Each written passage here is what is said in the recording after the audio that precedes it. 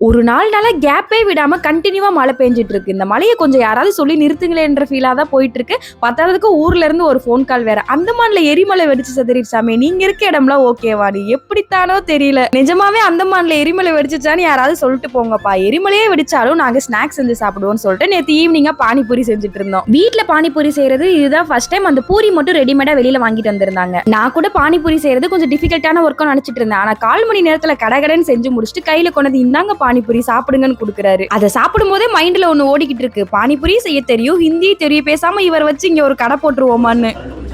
கரண்ட்டுக்கே பொறுக்கல. போயிட்டு 10 நிமிஷம் கழிச்சுதான் வந்தது. சாப்பிடுறதோட நிறுத்திக்க வேண்டியதான். செய்யறத வேடிக்கை பார்த்துட்டு இருந்தேன். ஒரு சைடு புளி தண்ணி கரைச்சு எடுத்துட்டு அதுல கொத்தமல்லி, புதினா, பச்சை மிளகாய் அரைச்சு ஊத்திட்டு உப்பு, சாட் மசாலா மிக்ஸ் பண்ணிட்டாரு. இன்னொரு சைடு வேக வச்ச உருளைக்கிழங்கு சுண்டல் மசிச்சுட்டு கூடவே மசாலா, வெங்காயம், கொத்தமல்லி இதெல்லாம் போட்டு மிக்ஸ் பண்ணிக்கிட்டாங்க. அவ்வளவுதான் ரெடி. பொரிச்ச பூரியில ஒரு ஓட்டையை போட்டு அதுல உருளைக்கிழங்கு ஸ்டஃப் பண்ணிட்டு அந்த தண்ணியில முக்கி எடுத்து சாப்பிட்டா அப்பப்பா அப்படி ஒரு டேஸ்ட்.